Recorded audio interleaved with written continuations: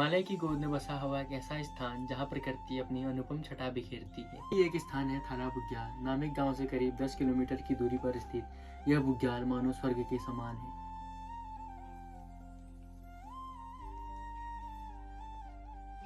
एक ऐसा स्थान है जहाँ हर यात्री पहुंचकर अपने को प्रकृति के और भी निकट महसूस करता है।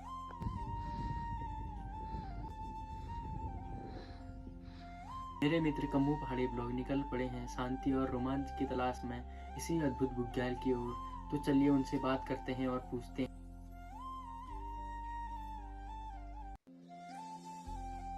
कम्मू पहाड़ी ब्लॉग से यहाँ पर पहुँच चुके हैं। मैं स्वागत करता हूँ इनका इस पॉडकास्ट में।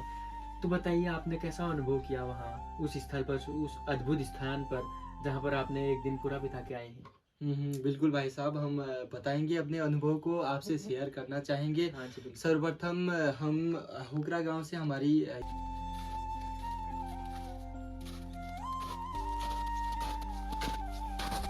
यात्रा प्रारंभ होती है, जो कि माँ हुकरा मैया का पावन दरबार है, जहां हर वर्ष जो है भक्तों की यात्रा अधिकतम रूप में दिखने को मिलती है।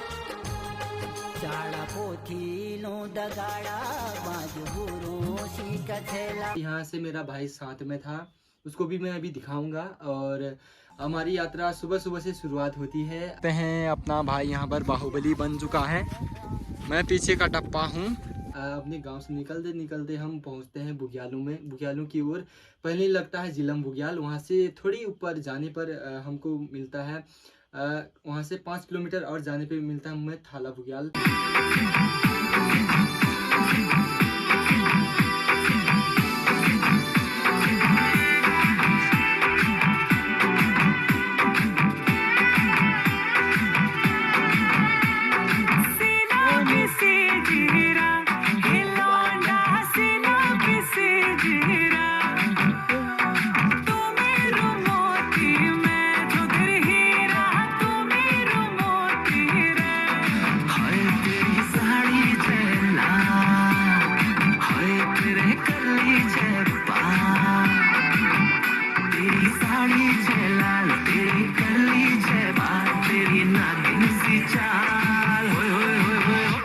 मैं ब्लैंक बड़ी मैं फैन नंबर मैं दे लूं 10 by 10 2 साल बट्टी कृष्ण छतेरू आंखों में होप की चेहरे पे।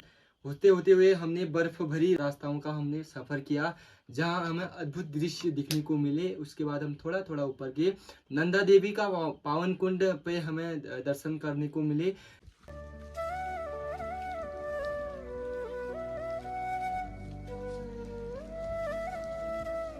जैसा कि आप वहाँ पर एक नाइट पूरा स्टे करके आए हैं, एक रात रहे हैं आपके भाई और आपके साथ, कोई मन में ऐसा डर हो, जंगली जानवर मिले हो आपको, या फिर कोई ऐसा डर जिसने आपको परेशान किया हो?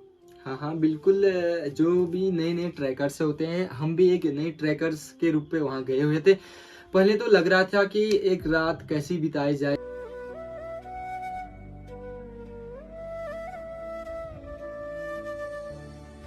भाई मैं साथ में थे, दोनों साथ में थे। पहले तो हमने वहां जाकर अपने रहने योग्य एक मकान ढूंढा, जो कि काफी प्यारा था। वो कुछ प्राचीन समय से तो क्या ही बोले, 2009 पे उसकी माननीय हरिदामी के द्वारा वहां पे मकान प्रोवाइड कराया गया था। उस मकान में हम रहे। उसके बाद शाम होते होते हमने पहले लकड़ियों की वहाँ व्यवस्था की,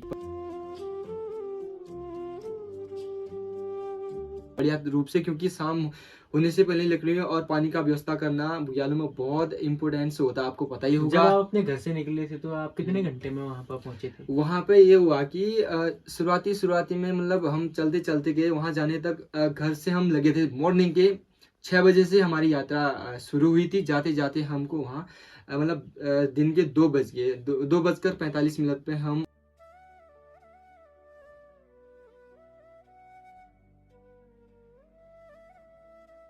चारों ओर फैली बर्फ एक चादर के समीप उन पहाड़ों पर सजी हुई थी, मानो किसी चित्रकार की उत्कृष्ट कृति हो। तो मेरे दोस्त यहाँ पर कम्मू पहाड़ी ब्लॉग्स बैठे हुए हैं, इन्होंने पूरी रात वहाँ पर बिताई है। तो इनसे पूछते हैं इन्होंने वहाँ पर खाने पीने की और क्या क्या आपने वहाँ पर खाया था। जी भाई, बिल्कुल इस बारे में बोलना भी चाहिए, क्योंकि खाने पीने के लिए हम वहाँ हल्की हल्की चीज़ें ही ले गए थे, जो कि हम जल्दी जल्दी जा सके, ट्रैकर में दिक्कत ना हो। मेन ये तो यह रहता कि हल्का सामान वहाँ पे लाना पड़ता है। हाँ। मेन ये रहता कि हल्का सामान ले जाओ और जल्दी जल्दी अपना ट्रैक को पूरा कर सको। खाने में हमने वहाँ नॉर्मली चीज़ ले गए थे, मैगी ले गए थे और हल्का फुल्का सामान जो चॉकलेट्स हो गया वगैरह वगैरह, जिससे हम हाइड्रेट रहें, यानी कि खुद को एनर्जेटिक हाँ, फील हाँ। कर पाए, जा पाए वहाँ पर, एक्सप्लोर कर पाए, ऐसी चीज़ें हमने वहाँ पर ले गए थे।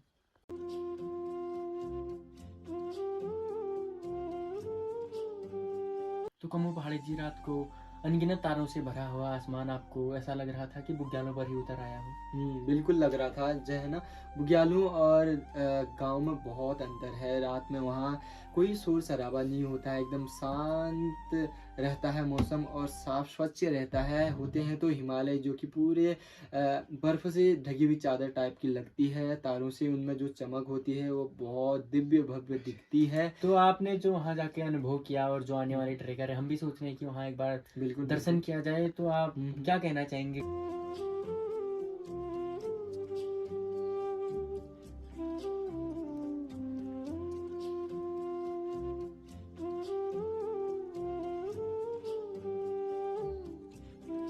कोई भी अगर इस पॉडकास्ट के माध्यम से या फिर किसी अन्य माध्यम से अगर उस बुग्याल की ओर जाने की तैयारी कर रहे हैं, सोच रहे हैं, तो हमें कैसे खुद को प्रिपेयर करना चाहिए और कौन कौन से सामान है जो हमें वहाँ पर ले जानी चाहिए और एनर्जी हमारी कैसी होनी चाहिए? सही।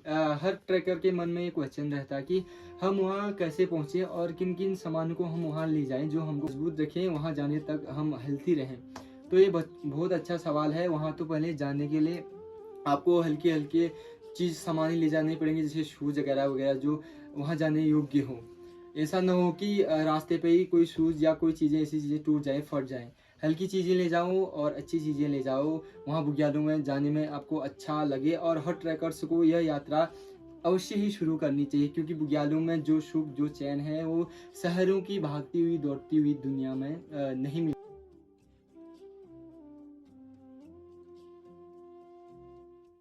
बुग्यालों में जो सुख, जो चैन है, वो शहरों की भागती हुई दौड़ती हुई दुनिया में नहीं मिलती। पल, वह शांति और वो अनुभव शब्दों में बात पाना तो असंभव सा है। हाई एल्टीट्यूड वाली जगह है, तो वहाँ ऑक्सीजन की कमी होती है। को आपको कोई यहाँ पर परेशानी महसूस हुई हो? हाई एल्टीट्यूड की होने की वजह से परेशानियां तो होती है, बट वहाँ पे इतना नहीं हो पाया था, क्योंकि हम हल्के हल्के, मतलब कम कम करके गए थे और सामान भी ले गए थे हम, जो हाई एल्टीट्यूड से बचाते हैं, है ना।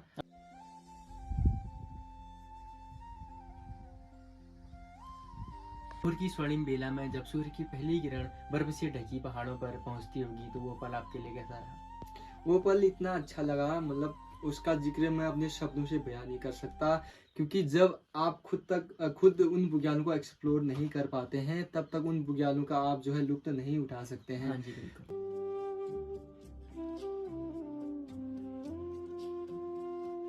से आपको खुद एक्सप्लोर करना चाहिए।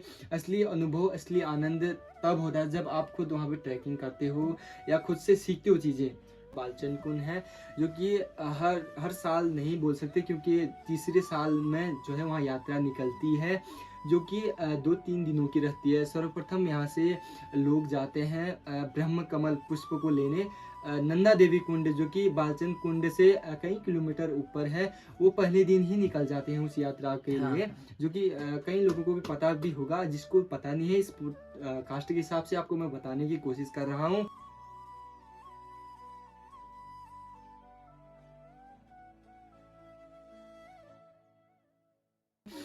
फिर दूसरे दिन जो यहाँ से यात्रा निकलती है और सीधे बालचंद कुंड तक जाती है। उसके शाम जो ऊपर से यात्रीगण आए होते हैं, वो ब्रह्म कमल लेके वहाँ पे आ जाते हैं बालचंद कुंड पे। फिर रात में जो है गीतों से, बहुत अच्छे देवता के गीत गाए जाते हैं, गुणगान की जाती हैं।